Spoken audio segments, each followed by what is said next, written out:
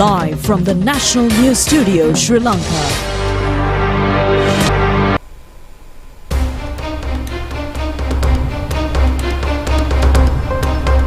Good evening. This is the 9 p.m. news telecast of the prestigious channel of Sri Lanka. I'm Movin Hettiarachchi. A very good evening indeed. I'm Sharifa Tahir. Let's take a look at the headlines.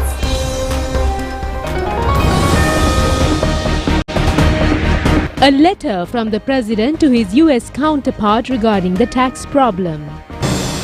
Proposal to appoint a committee to remove Deshabandhu Tennakon passed. The act to acquire illegal assets also gets through. Cabinet approval to increase salaries of private sector. 18,853 new recruitments for government service. 4 persons dead in the blast at Vahara gas filling station in Kurunagala. Bail for Chamara Sampath in one of the cases, further remanded in another. A special discount by Sathosa for a number of essential items during the festive season. Special transport service also in place. Trump threatens to impose more taxes.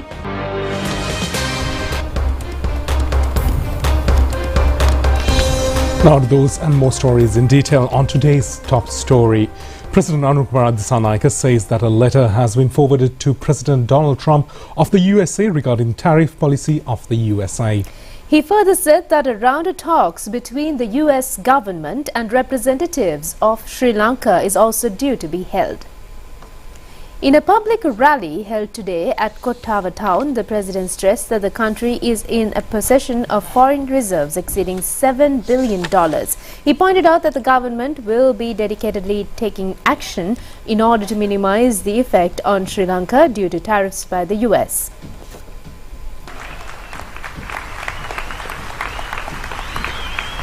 එක්සත් ජනපදයේ දැනට අරන් තියෙන බදු තීරණ යම් ප්‍රමාණයකට අපේ ආර්ථිකයට බලපෑම් කිරීමේ අනතුරක අපි ඉන්නවා. අපි උපරිම උත්සාහ කරන සාකච්ඡා මාර්ගයෙන් යම් සහනශීලී. President Anurukumara Dissanayake said that the tax decisions of the US will affect the economy of the country to a certain extent, and the government is trying its best to get some concessionary solutions in this regard. A letter was forwarded to the US President yesterday, also mentioning the possibility of changing the tariff policy. Arrangements have also been made to hold another round of talks, and a group of representatives will be sent in this regard for discussions. He pointed out that any country possesses the right to take decisions on taxes.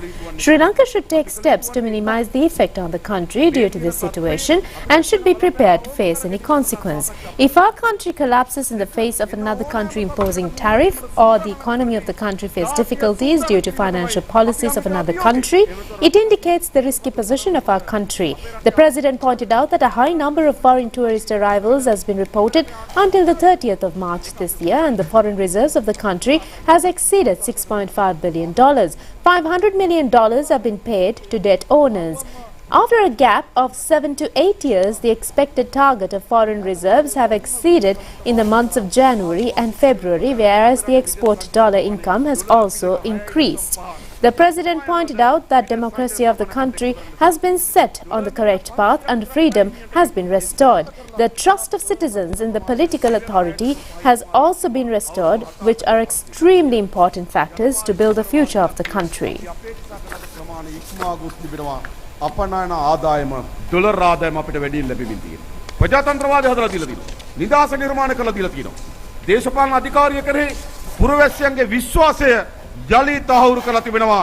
එය රට ගොඩනැගීම සඳහා වැදගත් සාධකයක්. අපි ඔබට සහතිකයක් දෙන්නම්. අපි මේ රට ගොඩනගන්නේ තමන්ගේ ජාතික උරුමයන් කරපින්නාගෙන තමන්ගේම ජාතික ආර්ථික න්‍යාය පත්‍රයක් මත දෙපයින් හිටගෙන යලි කුමන සුලි කුණාටුවක් ආවත් කඩා නොවැටෙන ආර්ථිකය සහිත රටක් අපි හදනවා.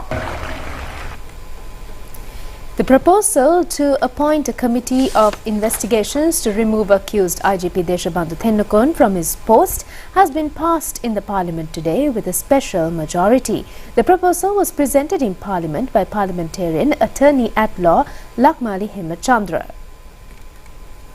In the voting held later, 151 votes were received in favour of it, while no votes were cast against. The proposal to appoint an investigation committee in order to remove the IGP from his post was presented on the 25th of March to the Speaker under signatures of 115 parliamentarians representing the government.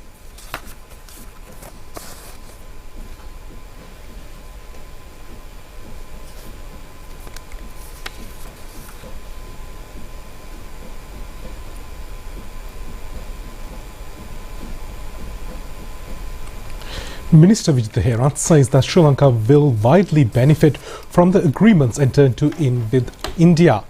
Making a special statement in Parliament, Minister said that Sri Lanka will not be adversely affected or unnecessarily involved with India through those agreements. Minister Vijay Herat said that the agreements on defence between Sri Lanka and India is a cooperative defence arrangement but not a proper agreement. It will not have any adverse effect on local laws or national policy and will not interfere with the international agreements. Under these agreements, the local and military rules and regulations among sovereignty, states, equality, territorial integrity will not be violated. Both sides have dedicated to comply with the Charter of the United Nations. Exchange of military officials, trainings, exchange of information are also included. නොහැකි බව පිළිගැනීම සහ පාර්ශවයන්ගේ අභ්‍යන්තර කටයුතු වලට මැදිහත් නොවීම ඇතුළු එක්සත් ජාතීන්ගේ ප්‍රඥප්තිය අදාළ මූලධර්ම හා අරමුණු වලට ගරු කිරීමට දෙපාර්ශ්වයම කැප වී සිටි. අවබෝධතා ගිවිසුම අත්සන් කිරීම හරහා දෙරට අතර ත්‍රිවිධ හමුදා නිලධාරීන් හුවමාරුව පුහුණු කිරීම, හමුදාවන් අතර කාර්ය මණ්ඩල සාකච්ඡා, තොරතුරු හුවමාරුව, බුද්ධිමය දේපල අයිතීන් ආරක්ෂක කර්මාන්තය සහ ආරක්ෂක තාක්ෂණ දෙපාර්තමේන්තුවේ ශේෂ්ත්‍රයේ සහයෝගීතාවය ආදී කටයුතු සිද්ධ වේ. එහෙම නැතුව ඉන්දියාවත් එක්ක වෙනත් කිසිදු ආරක්ෂක වශයෙන් බැලෙන ඒකතාවයන්ට අපි ආවි. A meeting between President Anukumar Dissanayake and senior officials of the SriLankan Airlines was held this afternoon. This was held at the Presidential Secretariat. The discussion mainly focused on proposals to transform SriLankan Airlines into a more profitable state-owned enterprise. Special attention was also given to possible short-term and long-term solutions for the airline's debt management. The talks further explored the new investment opportunities of the airlines. The President instructed officials to take all necessary steps to transform SriLankan Airlines into a profit-making entity. Although the airline has recorded operational profits due to past management and poor decision-making, it remains one of the leading loss-making state enterprises. Current government has decided to reverse the previous administration's decision to privatize the airline.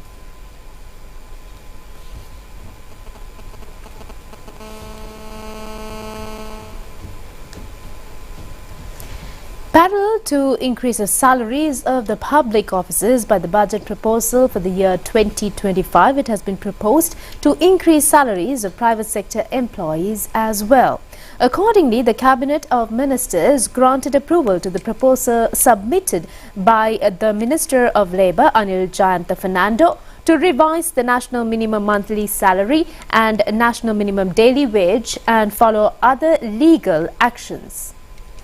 Accordingly, the minimum national monthly salary has been increased by 9,500 rupees, that is from 17,500 rupees to 27,000 rupees, with effect from the 1st of April 2025. The minimum national daily salary by 380 rupees, that's from 700 rupees to 1,080 rupees, with effect from the same day. The minimum national monthly salary has been increased by 3,000 rupees from 27,000 rupees to 30,000 rupees, with effect from 1st of January 2026. The minimum national daily salary has been increased by 120 rupees, that's from 1,080 rupees to 1,200 rupees, with effect from the 1st of January 2026. The Cabinet has approved recruitment of 30,000 graduates and youth to fill essential vacancies in the government service. The Cabinet has decided that immediate actions should be taken by the relevant ministry to make recruitments, followed by calling applications as per the recruitment schemes prescribed. The Cabinet has proposed to signing of a tripartite memorandum of understanding between the South Asian Centre for Teacher Development, UNESCO South Asian Regional Office and Indira Gandhi National Open University. The clearance of the Attorney General has been received for the proposed draft memorandum of understanding, and accordingly the Cabinet of Ministers has approved the proposal presented by the Prime Minister Dr. Harini Amarasuriya in her capacity as Minister of Higher Education and Professional Education to sign the said tripartite memorandum of understanding. The Cabinet has also approved selection of investors for the development of lands owned by the Urban Development Authority at Selakataragama and Dematugada areas. Accordingly, the proposal presented by the Minister of Urban Development, Construction and Housing, Anura Karunathilaka, for the selection of suitable investors in the disposal of long-term leases based on the assessment of the government appraiser in compliance with the planning regulations of the Urban Development Authority. Cabinet has given approval for the necessary purchasers to issue a digital identity card for all citizens above the age of 15. Minister Dr. Nalinda Jayatissa explained about this process at a media briefing held today to announce Cabinet decisions.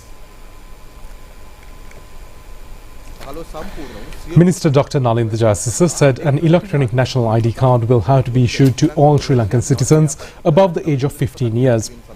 It has been identified about 17 million ID cards are required to issue new ID cards by registering Sri Lankan citizens afresh. The President has proposed the Cabinet that the Minister of Digital Marketing to purchase 15 million polycarbonate cards to fulfill the requirements, and the Cabinet approved it. The Minister also said the necessary establishment of a Sri Lanka Chartered Media Professionals Institute in order to fulfill the requirements of Training Institute for Relevant Studies with the aim to create talented academia media professionals. The amount of 26 million rupees for an initial fund has been set aside in the budget of this year. International bidding have been called for purchasing about 70,000 vials of immunoglobulin of 5G to 6G strength. In reply to a query from a journalist, the minister pointed out that 85% of pharmaceuticals used in the country are being imported from India. Pharmaceutical handbook has also been issued for this purpose, where the details of all The bill regarding the proceeds of crimes to acquire illegal assets was presented in the Parliament today and was passed without a vote. Government and opposition parliamentarian expressed their views participating in the debate. Minister Ananda Vijaypala said that a large number of crimes happened in the country during the past years, including financial crimes. The provisions required to take action in this respect were not available, and necessary opportunity will be provided by this bill. Minister Harshal Nanayakara said that during the past, properties have been recovered from various parts of the island without any proprietors.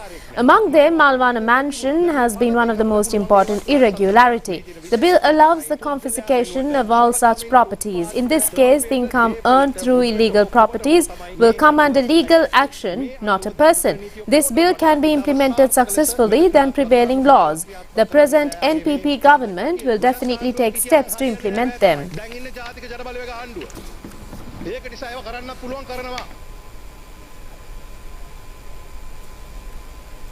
The delegation of International Monetary Fund incoming mission chief for Sri Lanka, Evan Papayayo, paid a courtesy call on Prime Minister Dr. Harini Amarasuriya today at the Prime Minister's office.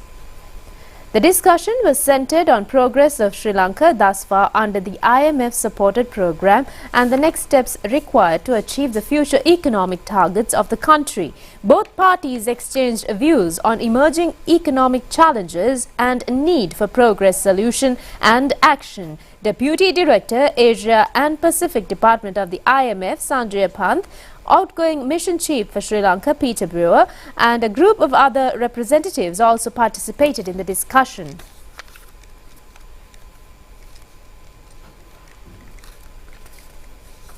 Four persons were killed in a fire that occurred at a gas filling station last night in Vehera area.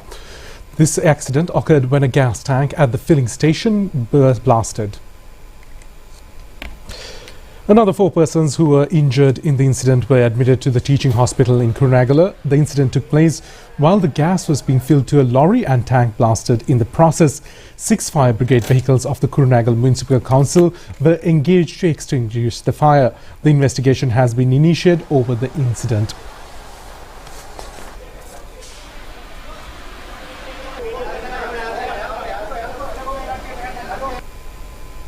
Opposition leader Sajid Premadasa says that the former government agreed to do the same in 2028 when the IMF had given an opportunity to start repayment of loans of this country in 2033.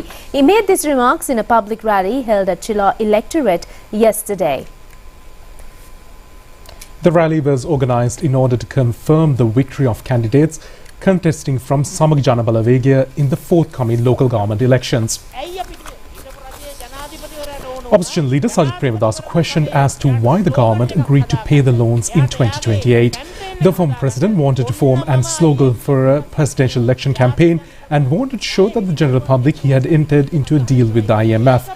He also wanted to gain votes and enter into an agreement in a hurry where he agreed to pay back loans in 2028. According to statements from the IMF, they have allowed the country to pay back loans in 2033. The newly introduced Calypso train attracts both local and foreign tourists and has been extended from Demodara to Nanuoya. The inaugural ceremony was held today at the Nanuoya railway station.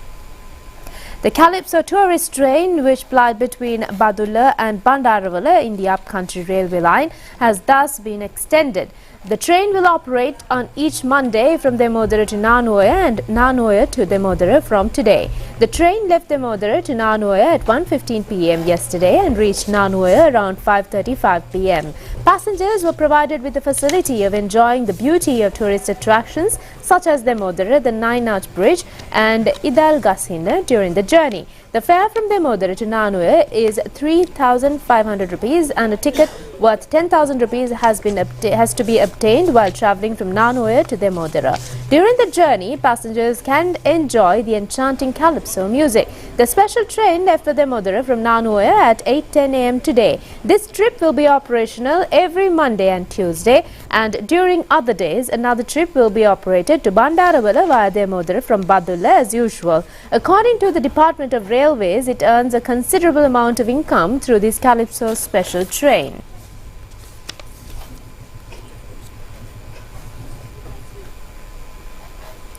Today is the 8th day of the Sundara Nuwareliya Salalihini Vasantaya event. The national television is the official media sponsor of the event. Nuwareliya Salalihini Vasantaya Spring Fest 2025 Sri Lanka Insurance Life Samaga.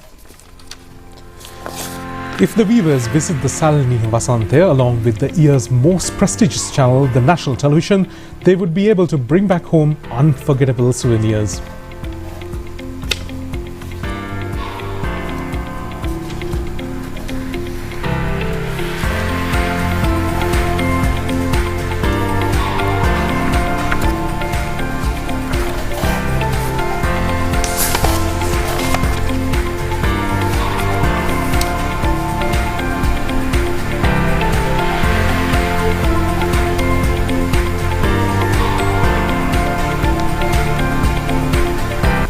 More stories after a short break.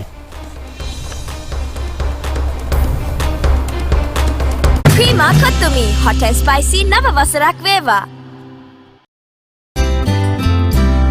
Ranna Butan gas dekai walikupulan pas denai unge kare bottamai balanna hari lassanai.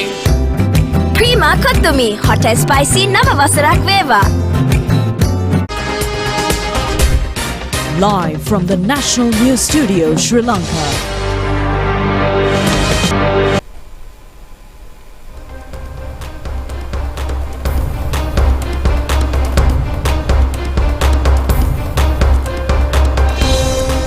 Moving on to more local stories, Colombo Magistrates Court today ordered to release parliamentarian Chamara Sampath Dasanayake on bail. The order was issued when the relevant case was summoned before the Colombo magistrate Tanuja Lakmali. The court ordered the release of Chamara Sampath Dasanayake on 50,000 rupees cash bail and 5 personal bails worth 2 million each. The foreign tour ban was also imposed on the suspect. He was charged with withdrawing 6 fixed deposits owned by Uva Provincial Council from the National Saving Banks before maturity, causing a loss of 17.3 million rupees. He had withdrawn this money in the guise of distributing school bags for preschools children in the province while he was acting as the Chief Minister of the province in 2016. Meanwhile, Chamara Sampath Dasanayake was remanded again until yesterday, the 21st of this month, for another case hearing in the Badulla Magistrate Court. The order was issued by Badulla Magistrate Nujit De Silva. Minister Anil Jayantha Fernando said that the president, in his letter to the US President Donald Trump, highlighted the possible ways of mitigating the impact and the actions that Sri Lanka can take. The minister said this while responding to a question raised by parliamentarian Ravi Karnanayaka. I would like to ask this question from the Deputy Finance Minister.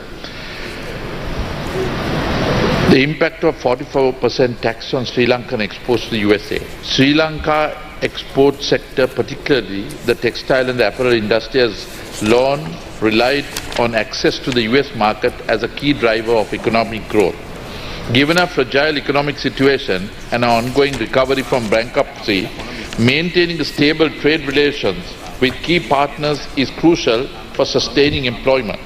In fact, with reference to this question, we have been both proactive and reactive as necessary. However, we were not panicked and not driven by emotions. All the possible risks and consequences have been assessed and taken into consideration accordingly. Diplomatic relations and continuous dialogues with the White House and the US Trade Representative Office are taking place continuously. To highlight some of the actions that we have taken, on 14th February 2025, the Sri Lankan ambassador to the United States has been engaged with continuous discussions, and based on the outcome of this discussion, a particular report has been sent to us. We evaluated that. Then there is another engagement with the International Monetary Fund as well, just to highlight the significance of this issue, since we are working under IMF, EFF, the program. Then another meeting, the Trade Policy Analysis and Strategic Alternative, on 28 March 2025. The embassy undertook a comprehensive review of Sri Lanka's current import profile from the United States and analyzed US export performance globally. It was observed that most US goods are already subject to relatively some the para tariffs relative, but not the other tariffs. And accordingly, some proposals also have been proposed. Then on 1st April 2025, the embassy engaged with the US Trade Representative Office, where Mr. Brendan Lynch, Assistant US Trade Representative for South and Central Asia, and Ms. Emily Ashby, Director of South Asia, took part in this particular discussion. And then immediate responding to the executive action, that is on 2nd April 2025, once this announcement was made, the report was submitted. So that is from the diplomatic ends. The other one, His Excellency, the President of Sri Lanka, appointed a special committee comprising industry experts and the government officials, and including to the deputy ministers, to look into this particular situation and propose possible actions to be taken. Accordingly, several meetings were conducted locally. In addition, we had a meeting with the US trade representatives also through a virtual discussion, where we discussed the possible options and the mitigation options to reduce this trade deficit. So even though it is called that the tariff rates are very high, the calculation is based on simply based on the trade deficit divided by its corresponding imports. So therefore, our proposal should also be based on the ways and means of reducing this particular gap. So these things are being discussed and a report is prepared. And we will be having another discussion with US Trade Representative Office tonight through a virtual meeting at 8 p.m. And then we held several roundtable discussion with local expertise well before this particular announcement was made at Lakshman Kadirgama Institute, where politicians and experts took part. In addition, the government also, His Excellency, the President, directly wrote to the President of the United States, Donald Trump, the letter highlighting the possible ways of mitigating these things and the actions that we can take, and the request for collaborations to reduce these tariffs, and that letter has already gone to and presented to White House, and the White House has acknowledged that letter received. So therefore the idea and the views especially spread in the social media and expressed by some the people that we have not taken appropriate action is not true. We have taken actions, but with respect to this particular situation we have to understand that this is not a situation between only two countries. This is a global situation. In the United States, the trade barrier, the strategies and standard formula has been applied, and there were no room there for any country to proactively negotiate and take a concession.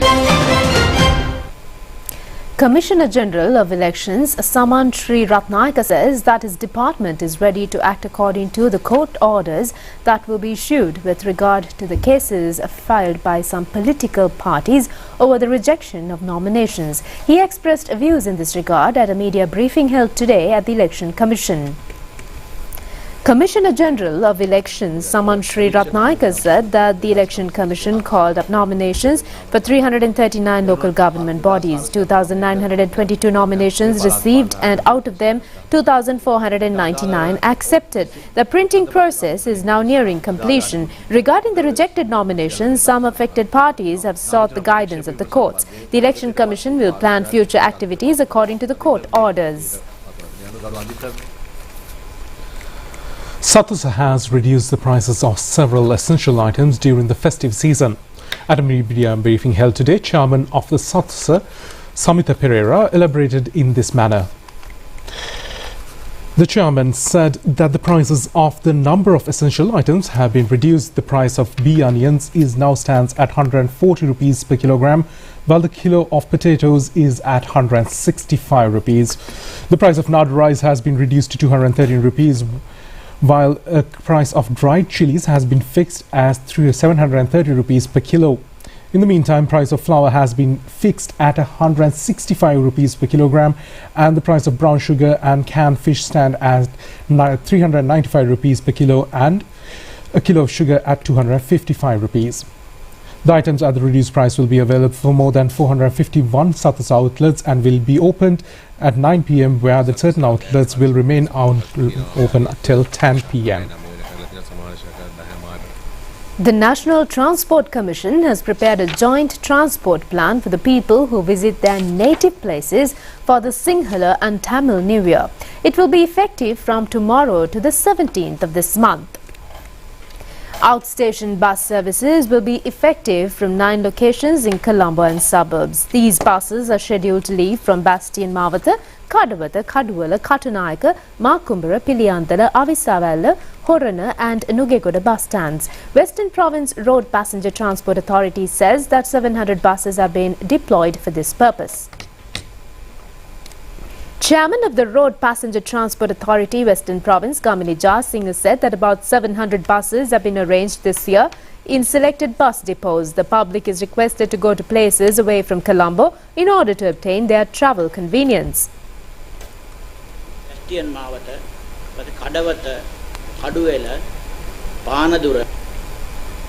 Sri Lanka Transport Board says that the bus services will be implemented under 2 stages.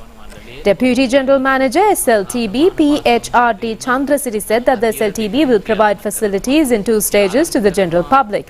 The first stage of it will commence on the 10th of April until the 14th morning. The second stage will commence after 18th of April for the public to arrive in Colombo from outstations.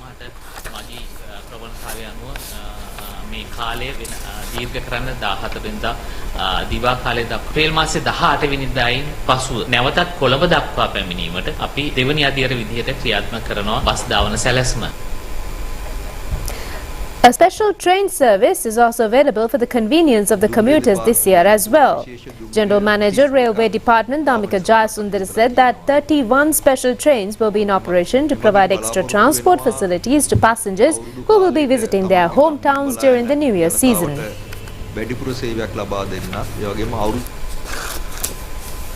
Remains of the Kegolla District Parliamentarian late Kosalan Jayavira were brought to his residence last night. The remains are now lying as his residence in Napavala in Avisavella. He passed away recently due to a heart failure. Prime Minister Dr. Harini Amarasuriya, ministers, parliamentarians, party supporters and many people were present at his residence to pay last respects to the late parliamentarian. Final rites are scheduled to be held in Napavala tomorrow evening.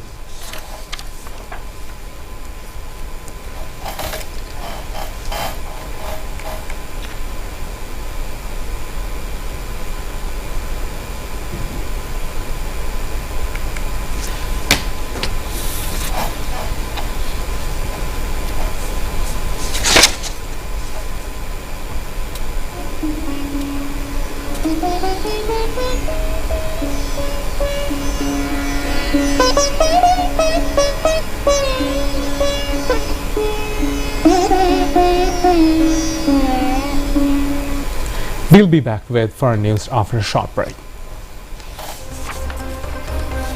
Prima Kottumi, hot and spicy, nava wasarak veva.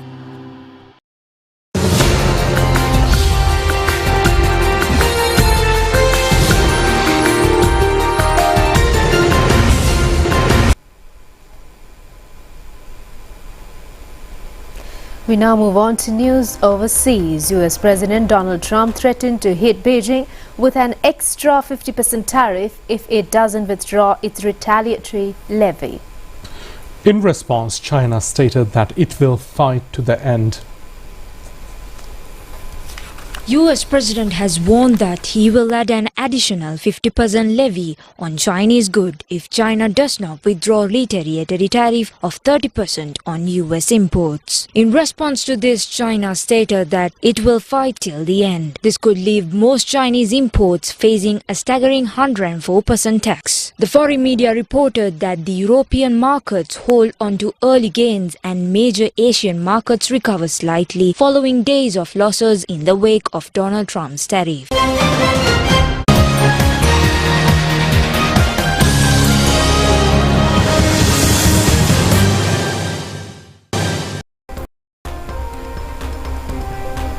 Now to sports news. Sri Lankan athletes who won medals at the Asia Pacific powerlifting tournament held in Australia arrived in the island yesterday.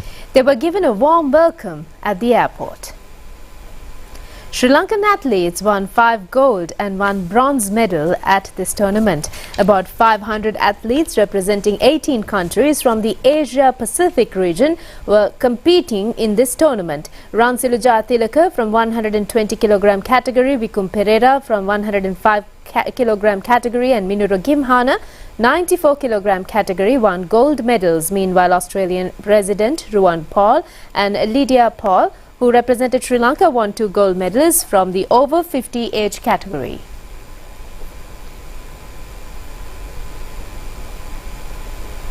That's it for tonight's English News telecast. Thank you for joining us. Good night.